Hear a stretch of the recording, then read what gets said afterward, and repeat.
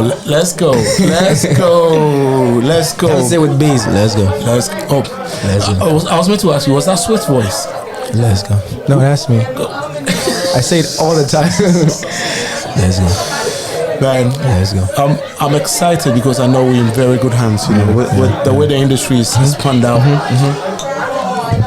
Your name is Jamina. Nana Jamina. Yeah. Let me just come with an interview, right? Like a proper introduction. Ladies and gentlemen, I am very, very privileged to be joined on the Soundboy Session by the one and only KiDi. Jeez. The girls, them sugar. Oh, Lord of mercy. They love you out here. Oh, you know. I saw it today. I'm so emotional because, like, I was a bit nervous. I mean, I didn't know how it was going to go, but they showed up. They were excited about the movie. We had fun, and I mean, I'm grateful. And this is 99.9% women. Now there wasn't any guys that you see around here was actually working in some capacity for the event. There wasn't any male paying people coming to see. What does that say to you? I don't know. When I came in, they told me that. I was like, oh damn. I mean, I'm grateful they came, but I also wish the guys would also come. But I mean, still, people came. The girls came. They loved the movie. We had so much fun. So, I mean, it's all a blessing. We'll talk about the movie, but I'm more interested in the music for now. Okay, because I mean, that's what powers everything. You were a party in the park. I saw how you entered the stage. I was backstage. It was crazy, man. Crazy. Can you just break it down for a lay person? Coming onto a stage with about 10,000 screaming people. It's like a drug. Like, that's the only high I need as a musician. Like, I'm not one of those musicians who takes up stuff before I go on stage. You drink? No, I drink, but I don't do that before work. Yeah, okay. So sometimes when I go on stage, all I need is that thing, that initial scream. That's all the drug I need. And as a musician, that's what we live for, to make music for people to see you and be that excited to sing the song with you. I mean, it was so exciting for me yesterday. Is that the best crowd you play to? Well, that would be tough. I'm trying to compare this crowd to last year's crowd. Okay, let's make it simple. We put all of it in one box. So this is UK crowd. Anywhere else, how'd you compare that? This is still tough because have you had a better crowd than this?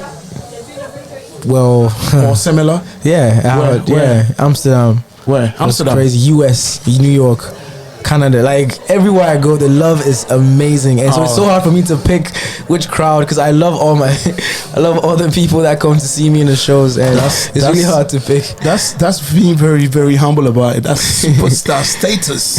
No, when I was backstage, I had to catch some of the action backstage, and have a vibe with some people I haven't seen in a while, and then also just pick through, from the stage view, and you see a lot of singing young. I mean, come on, man. I can't. If I had to be there to experience it, and I had to come here as well. You have a very big crowd you play to. You have an intimate one. That how does that feel for you as a person? It's always very, very important to have both. Because big crowds, they're just seeing you on a big stage and they are back singing the songs. But intimate crowds, they're here, they can touch you, they can take a picture with you, they can take videos with you. And we have, as artists, I feel like no matter how big we get, we should always have these intimate moments with the fans. And then because you're always on the big stages anyway. So it's good for me, and I'm excited to be able to do the big stage and then do an intimate one like this too. Yes, we'll come back to the whole the reason why KiDi is in town, with not just party in the park, but also you've done something quite unique, that we'll talk about this movie. I was back there with you, I was standing next to you, and then I could tell you were enjoying it as much. Yes. I've seen the movie so many times, but every time I'm looking, it's like the first time I'm watching it, and the fact that people were enjoying it was giving me excitement myself. So as you saw at the back, I was excited with everybody else. We're just all chilling in the back. and this is something that what propped up the idea though? Like I said earlier in the Q&A session, it came as a joke. Like, we're just fooling around. Oh, why don't we present the album as a movie? And then we laughed, and then next we knew we're actually making a whole plan to make the album a movie. And the nice thing about it is we didn't do the album for the movie. The album was just made as a separate thing, and it was such a coincidence. So it wasn't a soundtrack. No. We just made an album as a music album. Such a coincidence that the songs linked each other to form like a story for the movie. So that was like such a big coincidence. And I overheard you did actually say that you actually got slapped by that chick. Yeah, 5 times. I counted. For real? Yep. For real? Like, the first one wasn't caught on camera. They actually didn't say action. She just slapped me. It's like, oh, I didn't say action, so we have to do it again. Okay, different angle, closer. But I'm like, bro, why? Who showed this? I'm Rex, a Ghanaian director, amazing guy. He shoots all of my videos, and that was his first movie project as well. All of us on set, this was our first movie project, so it was really exciting. But you got some seasoned guys, Ajita and yes, we got like the big boys in the game. Pusha, James Gardner, Felab, DKB, all of them had to come in and then guide the whole project. So and these are guys that are knowing some capacity. I remember when Pusha came to Legon for the first year, because he's already done the things we do for love. And then he came first. We had to put him in the pond. Come on, that guy is a legend. He's a legend. He's a legend. Yeah, he's a legend. He's got a very good marital life as well. Very good family guy. Before we came here, we just witnessed his renewal of vows. We were there the day we had to fly here. We were there. We witnessed it. We partied with him, and props to him. When you see things like this, how does that translate to what you do? Because you sing a lot about love, and the women love you. When you see relationship, people that you're working together with, how does that motivate you as a person? When I see all of this, the only thing it tells me is to go back to the studio and make more for them, because we make love songs for people to hear and be excited about love, want to get married. One of the exciting things is whenever I go on social media and I see a post like, oh, I heard KiDi's song and it made me miss my girl, a girl that I don't even have, made me want to fall in love. It's all exciting because we do music for people to get inspired to do positive. So if my music wants to make you fall in love, go for it. Has anybody named a child after you? Not yet. I'm yet to see that one. That one will be crazy. A lot of couples are smashing to your music, I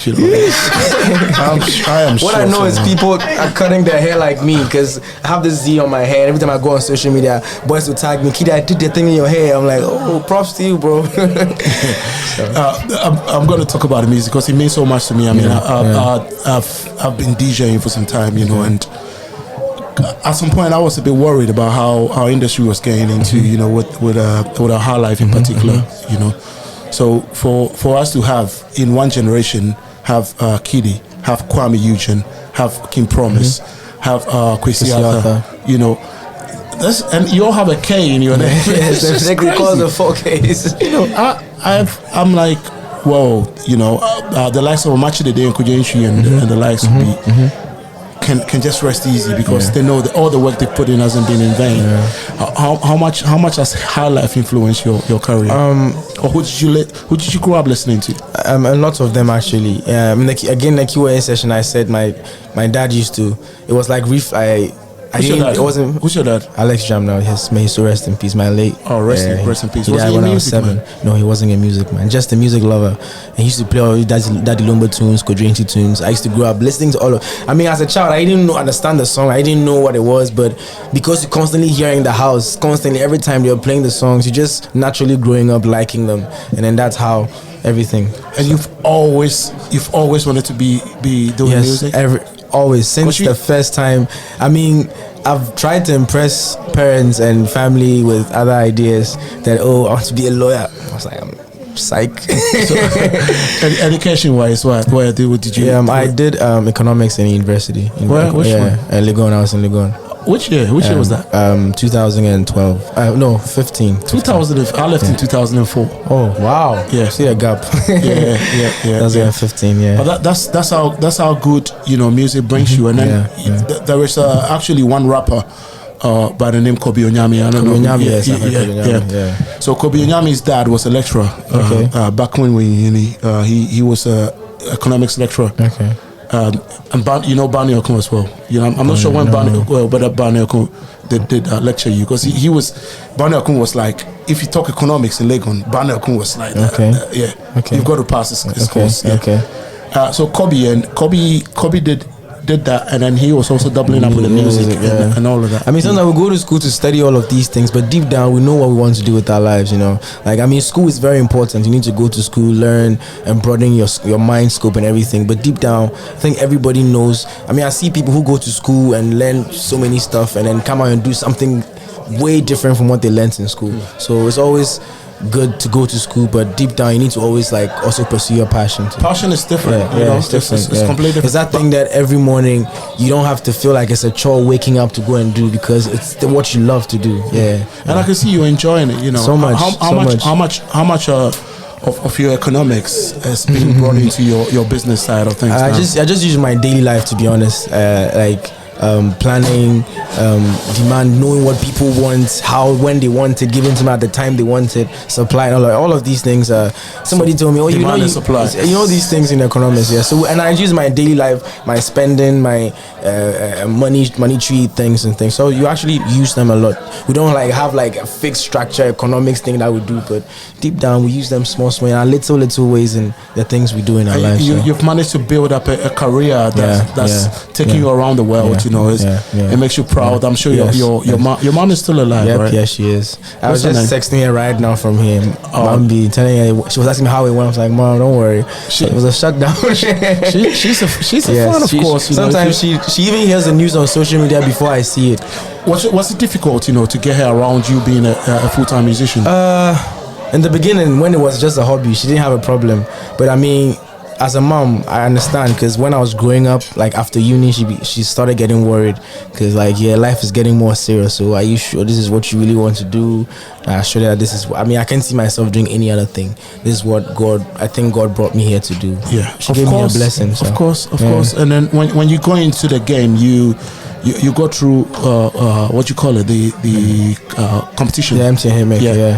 Yeah. So at that time, you were in uni. I was in uni. That was my final year in uni. Yeah. Well, and then when you get back home, how was the? Which hall were you in? I was in Legon Hall. Shit. Listen, man, anybody who wants to do Legon Hall that's where all the hot girls were. Volta Hall is all female. Yep. They have the beautiful women and all that. But Legon Hall. You're right. Time out. You're right. Time out. You understand? Yeah, time out. Time out legends. Mm-hmm. I remember our time in uni.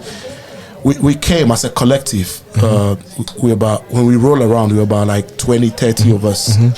Everywhere that we go, we make sure we paid. We bought drinks and all of that. So we were quite well known, So my year group. But you look at an institution like music, and then you going into a competition. What were some of the kind of piss that people were taking off you?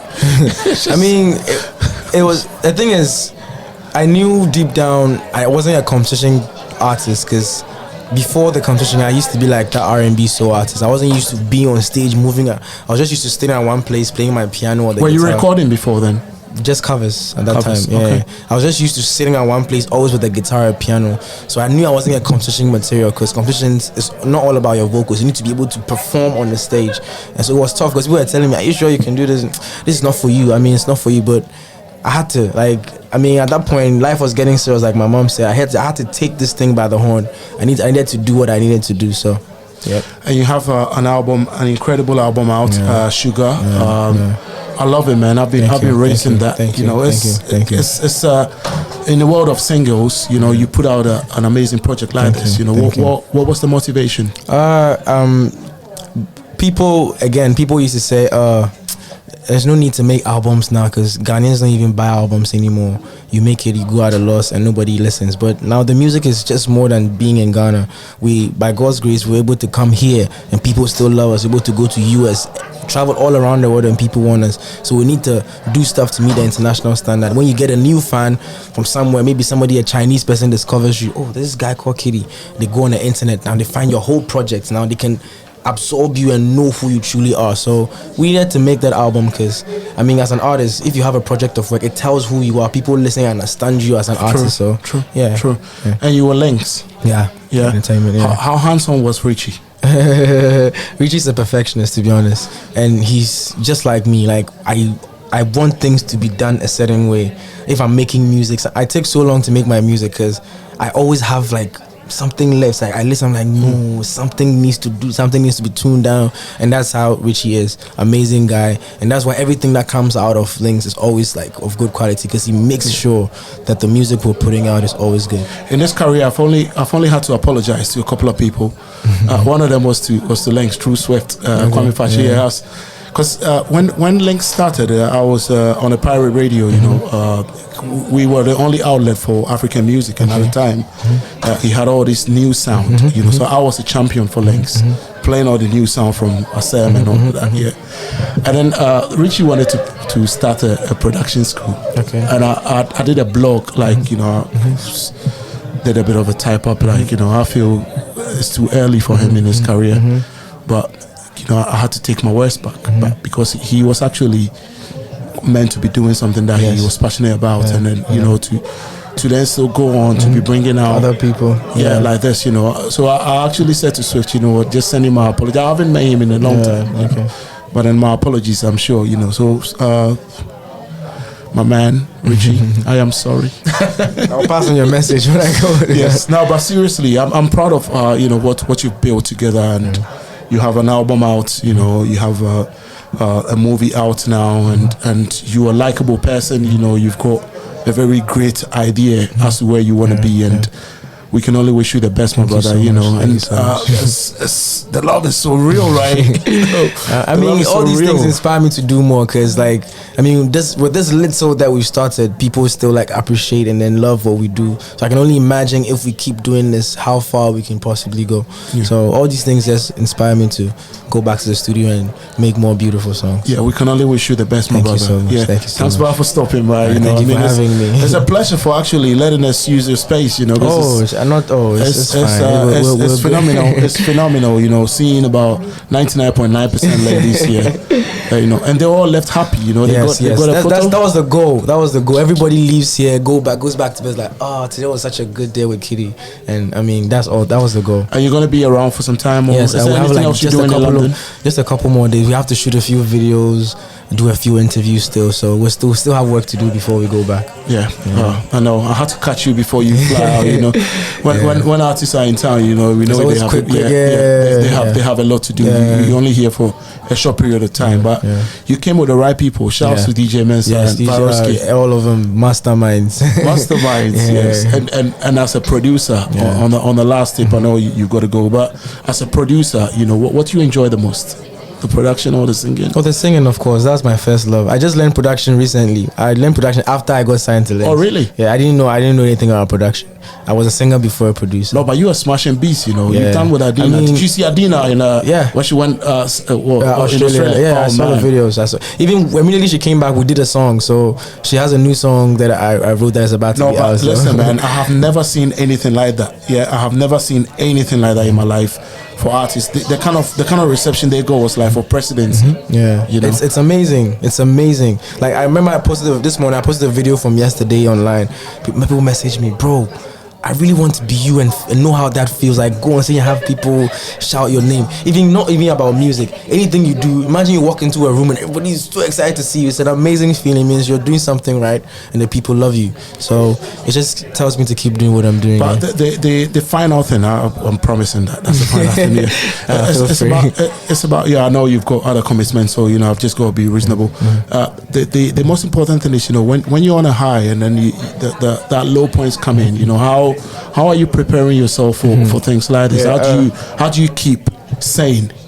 You see, this is actually one thing that it's a problem in the industry, because it's not even just Ghana, worldwide, artists have like the high points, low points, everything.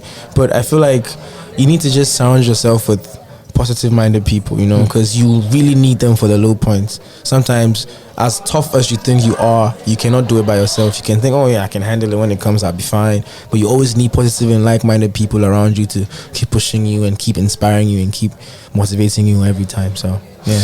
No, I love this, man.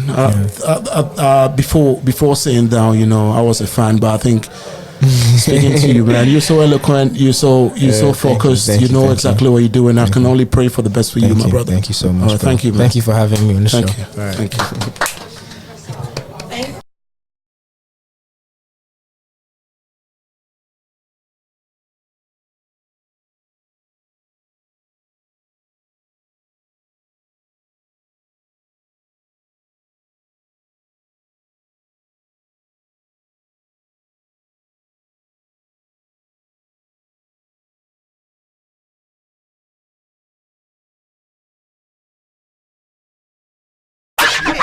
The Soundboy Session.